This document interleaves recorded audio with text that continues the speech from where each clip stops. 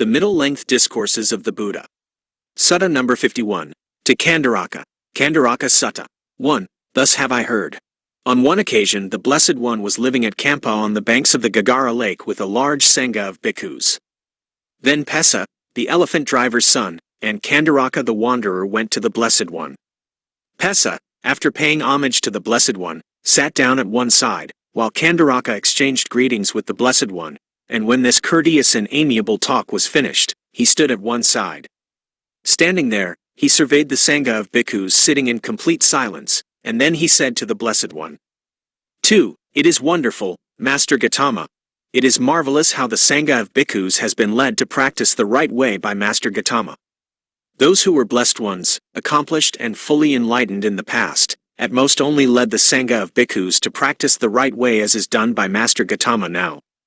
And those who will be blessed ones, accomplished and fully enlightened in the future, at most will only lead the sangha of bhikkhus to practice the right way as is done by Master Gautama now. 3. So it is, Kandaraka, so it is. Those who were blessed ones, accomplished and fully enlightened in the past, at most only led the sangha of bhikkhus to practice the right way as is done by me now. And those who will be blessed ones, accomplished and fully enlightened in the future, at most will only lead the sangha of bhikkhus to practice the right way as is done by me now.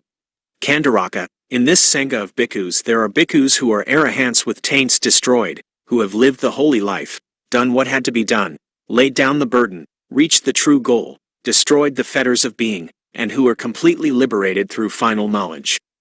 In this sangha of bhikkhus there are bhikkhus in higher training, of constant virtue, living a life of constant virtue, sagacious, living a life of constant sagacity. They abide with their minds well established in the four foundations of mindfulness. What for? Here, Kandaraka, a bhikkhu abides contemplating the body as a body, ardent, fully aware, and mindful, having put away covetousness and grief for the world. He abides contemplating feelings as feelings, ardent, fully aware, and mindful, having put away covetousness and grief for the world. He abides contemplating mind as mind, ardent, fully aware, and mindful, having put away covetousness and grief for the world. He abides contemplating mind objects as mind objects, ardent, fully aware, and mindful, having put away covetousness and grief for the world. 4. When this was said, Pesa, the elephant driver's son, said, It is wonderful, Venerable Sir. It is marvelous how well the four foundations of mindfulness have been made known by the Blessed One. For the purification of beings, for the surmounting of sorrow and lamentation, for the disappearance of pain and grief, for the attainment of the true way, for the realization of nibbana. From time to time, Venerable Sir, we white-clothed lay people also abide with our minds well established in these four foundations of mindfulness. Here, Venerable Sir, we abide contemplating the body as a body, feelings as feelings, mind as mind objects as mind objects, ardent, fully aware, and mindful, having put away covetousness and grief for the world. It is wonderful, Venerable Sir. It is marvelous how amid man's tangle, corruption, and deceptions, the Blessed One knows the welfare and harm of beings. For humankind is a tangle but the animal is open enough. Venerable Sir, I can drive an elephant to be tamed, and in the time it takes to make a trip back and forth in Kampa, that elephant will show every kind of deception, duplicity, crookedness, and fraud he is capable of. But those who are called our slaves, messengers, and servants behave in one way with the body, in another way by speech, while their minds work in still another way. It is wonderful, Venerable Sir. It is marvelous how amid man's tangle, corruption, and deceptions, the Blessed One knows the welfare and harm of beings. For humankind is a tangle but the animal is open enough. 5. So it is, Pesa, so it is. Humankind is a tangle but the animal is open enough. Pesa, there are four kinds of persons to be found existing in the world. What for? Here a certain kind of person torments himself and pursues the practice of torturing himself. Here a certain kind of person torments others and pursues the practice of torturing others. Here a certain kind of person torments himself and pursues the practice of torturing himself, and he also torments others and pursues the practice of torturing others. Here a certain kind of person does not torment himself or pursue the practice of torturing himself, and he does not torment others or pursue the practice of torturing others. Since he torments neither himself nor others, he is here and now hungerless, extinguished, and cooled, and he abides experiencing bliss, having himself become holy. Which of these four kinds of persons satisfies your mind, Pessa? The first three do not satisfy my mind, Venerable Sir, but the last one satisfies my mind. 6. But, Pessa, why don't the first three kinds of persons satisfy your mind? Venerable Sir, the kind of person who torments himself and pursues the practice of torturing himself, torments and tortures himself though he desires pleasure and recoils from pain. That is why this kind of person does not satisfy my mind. And the kind of person who torments others and pursues the practice of torturing others, torments and tortures others who desire pleasure and recoil from pain. That is why this kind of person does not satisfy my mind. And the kind of person who torments himself and pursues the practice of torturing himself, and who also torments others and pursues the practice of torturing others, torments and tortures himself and others, both of whom desire pleasure and recoil from pain. That is why this kind of person does not satisfy my mind. But the kind of person who does not torment himself or pursue the practice of torturing himself and who does not torment others or pursue the practice of torturing others, who, since he torments neither himself nor others, is here and now hungerless, extinguished, and cooled, and abides experiencing bliss, having himself become holy. He does not torment and torture either himself or others, both of whom desire pleasure and recoil from pain. That is why this kind of person satisfies my mind. And now, Venerable Sir, we depart. We are busy and have much to do. Now is the time, Pessa, to do as you think fit. Then Pessa, the elephant driver's son, having delighted and rejoiced in the Blessed One's words, rose from his seat, and after paying homage to the Blessed One, keeping him on his right, he departed. 7. Soon after he had left, the Blessed One addressed the bhikkhus thus: Bhikkhus, Pessa, the elephant driver's son, is wise, he has great wisdom.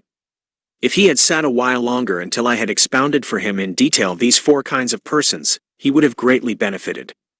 Still he has already greatly benefited even as it is. This is the time, Blessed One, this is the time, Sublime One, for the Blessed One to expound in detail these four kinds of persons.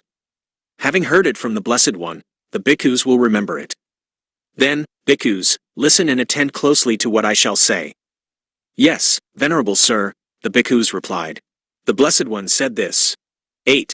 Bhikkhus, what kind of person torments himself and pursues the practice of torturing himself? Here a certain person goes naked, rejecting conventions, licking his hands, not coming when asked, not stopping when asked. He does not accept food brought or food specially made or an invitation to a meal. He receives nothing from a pot, from a bowl, across a threshold, across a stick, across a pestle, from two eating together, from a pregnant woman, from a woman giving suck, from a woman lying with a man, from where food is advertised to be distributed, from where a dog is waiting, from where flies are buzzing. He accepts no fish or meat, he drinks no liquor, wine, or fermented brew. He keeps to one house, to one morsel. He keeps to 2 houses to 2 morsels. He keeps to 7 houses, to 7 morsels. He lives on 1 saucerful a day, on 2 saucerfuls a day, on 7 saucerfuls a day. He takes food once a day, once every 2 days, once every 7 days, and so on up to once every fortnight. He dwells pursuing the practice of taking food at stated intervals. He is an eater of greens, or millet, or wild rice, or hide parings, or moss, or rice bran, or rice scum, or sesamum flour, or grass, or cowding. He lives on forest roots and fruits, he feeds on fallen fruits.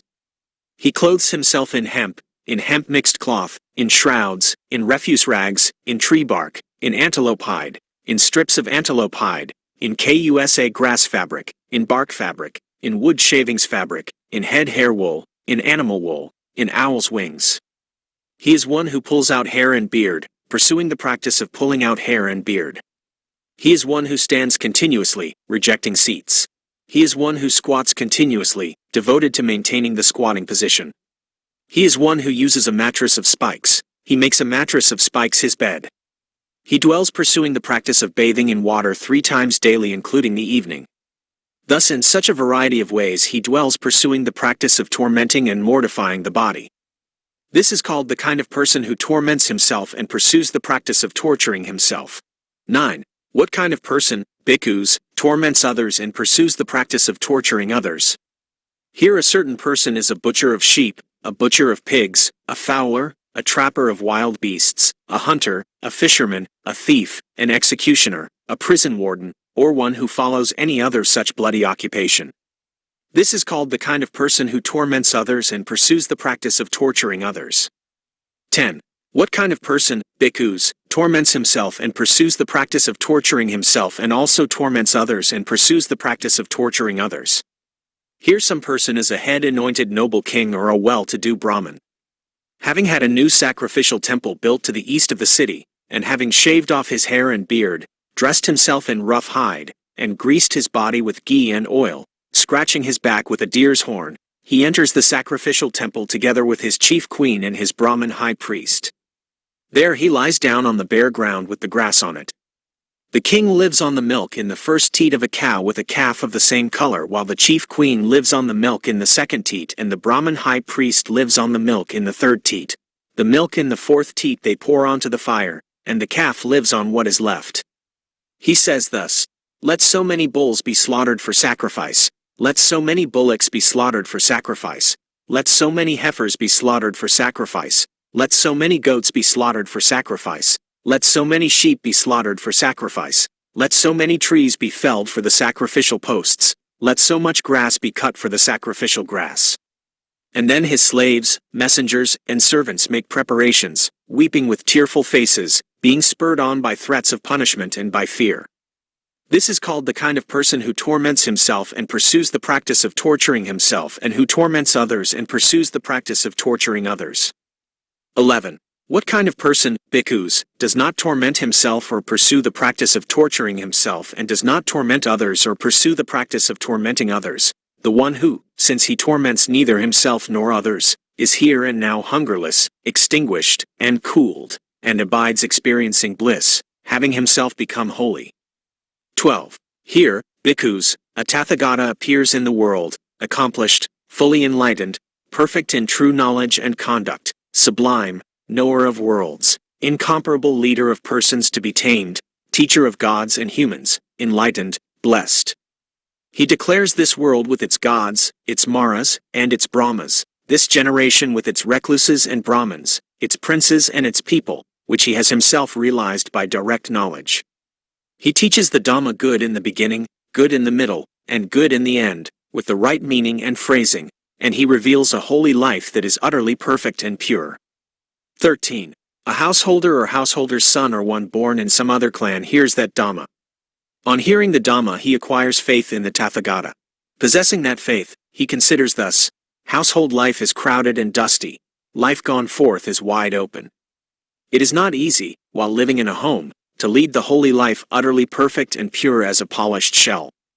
Suppose I shave off my hair and beard, put on the yellow robe, and go forth from the home life into homelessness. On a later occasion, abandoning a small or a large fortune, abandoning a small or a large circle of relatives, he shaves off his hair and beard, puts on the yellow robe, and goes forth from the home life into homelessness. 14. Having thus gone forth and possessing the bhikkhu's training and way of life, abandoning the killing of living beings, he abstains from killing living beings, with rod and weapon laid aside, gentle and kindly, he abides compassionate to all living beings. Abandoning the taking of what is not given, he abstains from taking what is not given, taking only what is given, expecting only what is given, by not stealing he abides in purity. Abandoning incelibacy, he observes celibacy, living apart, abstaining from the vulgar practice of sexual intercourse. Abandoning false speech, he abstains from false speech, he speaks truth, adheres to truth, is trustworthy and reliable, one who is no deceiver of the world. Abandoning malicious speech, he abstains from malicious speech, he does not repeat elsewhere what he has heard here in order to divide those people from these, nor does he repeat to these people what he has heard elsewhere in order to divide these people from those. Thus he is one who reunites those who are divided, a promoter of friendships, who enjoys concord, rejoices in concord, delights in concord, a speaker of words that promote concord. Abandoning harsh speech, he abstains from harsh speech, he speaks such words as are gentle, pleasing to the ear, and lovable, as go to the heart, are courteous, desired by many and agreeable to many. Abandoning gossip, he abstains from gossip. He speaks at the right time, speaks what is fact, speaks on what is good, speaks on the Dhamma and the discipline. At the right time he speaks such words as are worth recording, reasonable, moderate, and beneficial. He abstains from injuring seeds and plants. He practices eating only in one part of the day, abstaining from eating at night and outside the proper time. He abstains from dancing, singing, music, and theatrical shows. He abstains from wearing garlands, smartening himself with scent, and embellishing himself with unguents. He abstains from high and large couches. He abstains from accepting gold and silver. He abstains from accepting raw grain. He abstains from accepting raw meat. He abstains from accepting women and girls. He abstains from accepting men and women slaves.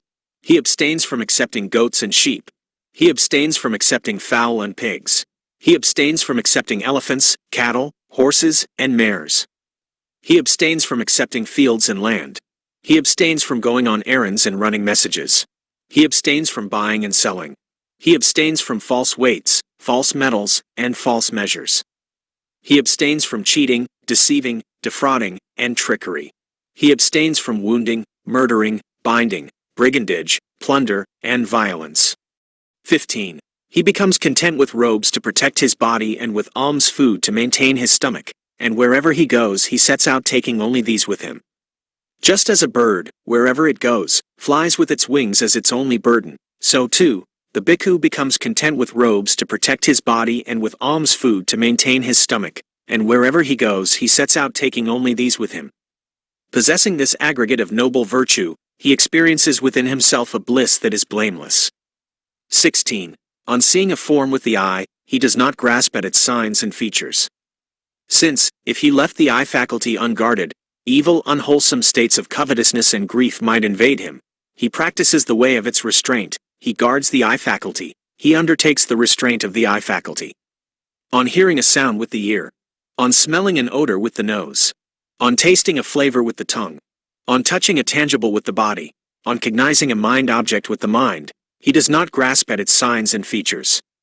Since, if he left the mind faculty unguarded, evil, unwholesome states of covetousness and grief might invade him. He practices the way of its restraint, he guards the mind faculty, he undertakes the restraint of the mind faculty. Possessing this noble restraint of the faculties, he experiences within himself a bliss that is unsullied. 17. He becomes one who acts in full awareness when going forward and returning, who acts in full awareness when looking ahead and looking away, who acts in full awareness when flexing and extending his limbs, who acts in full awareness when wearing his robes and carrying his outer robe and bowl, who acts in full awareness when eating, drinking, consuming food, and tasting, who acts in full awareness when defecating and urinating, who acts in full awareness when walking, standing, sitting, falling asleep, waking up, talking, and weeping silent. 18. Possessing this aggregate of noble virtue, and this noble restraint of the faculties, and possessing this noble mindfulness and full awareness, he resorts to a secluded resting place, the forest, the root of a tree, a mountain, a ravine, a hillside cave, a charnel ground, a jungle thicket, an open space, a heap of straw. 19. On returning from his alms round, after his meal he sits down, folding his legs crosswise, setting his body erect, and establishing mindfulness before him. Abandoning covetousness for the world, he abides with a mind free from covetousness. He purifies his mind from covetousness. Abandoning ill will and hatred, he abides with a mind free from ill will, compassionate for the welfare of all living beings. He purifies his mind from ill will and hatred. Abandoning sloth and torpor, he abides free from sloth and torpor, percipient of light, mindful and fully aware. He purifies his mind from sloth and torpor. Abandoning restlessness and remorse, he abides unagitated with a mind inwardly peaceful. He purifies his mind from restlessness and remorse. Abandoning doubt, he abides having gone beyond doubt, unperplexed about wholesome states. He purifies his mind from doubt. 20. Having thus abandoned these 5 hindrances, imperfections of the mind that weaken wisdom, quite secluded from sensual pleasures, secluded from unwholesome states, he enters upon and abides in the first jhana, which is accompanied by applied and sustained thought, with rapture and pleasure born of seclusion. 21. Again, with the stilling of applied and sustained thought, he enters upon and abides in the second jhana, which has self-confidence and singleness of mind without applied and sustained thought, with rapture and pleasure born of concentration. 22. Again, with the fading away as well of rapture, he abides in equanimity, and mindful and fully aware, still feeling pleasure with the body, he enters upon and abides in the third jhana, on account of which noble ones announce, he has a pleasant abiding who has equanimity and is mindful. 23. Again, with the abandoning of pleasure and pain, and with the previous disappearance of joy and grief, he enters upon and abides in the fourth jhana, which has neither pain nor pleasure and purity of mindfulness due to equanimity. 24. When his concentrated mind is thus purified, bright, unblemished, rid of imperfection, malleable, wieldy, steady, and attained to imperturbability, he directs it to knowledge of the recollection of past lives. He recollects his manifold past lives, that is, 1 birth, 2 births, 3 births, 4 births, 5 births, 10 births, 20 births, 30 births, 40 births, 50 births, 100 births, 1,000 births, 100,000 births, many eons of world contraction, many eons of world expansion, many eons of world contraction and expansion. There I was so named, of such a clan, with such an appearance, such was my nutriment, such my experience of pleasure and pain, such my life term, and passing away from there, I reappeared elsewhere, and there too I was so named, of such a clan, with such an appearance, such was my nutriment, such my experience of pleasure and pain, such my life term, and passing away from there, I reappeared here. Thus with their aspects and particulars he recollects his manifold past lives. 25. When his concentrated mind is thus purified, bright, unblemished, rid of imperfection, malleable, wieldy, steady, and attained to imperturbability, he directs it to knowledge of the passing away and reappearance of beings. With the divine eye, which is purified and surpasses the human, he sees beings passing away and reappearing, inferior and superior, fair and ugly, fortunate and unfortunate. He understands how beings pass on according to their actions thus. These worthy beings who were ill-conducted in body, speech, and mind, revilers of noble ones, wrong in their views, giving effect to wrong view in their actions, on the dissolution of the body, after death, have reappeared in a state of deprivation, in a bad destination, in perdition, even in hell. But these worthy beings who were well conducted in body, speech, and mind, not revilers of noble ones, right in their views, giving effect to right view in their actions, on the dissolution of the body, after death, have reappeared in a good destination, even in the heavenly world. Thus with the divine eye, which is purified and surpasses the human, he sees beings passing away and reappearing, inferior and superior, fair and ugly, fortunate and unfortunate, and he understands how beings pass on according to their actions.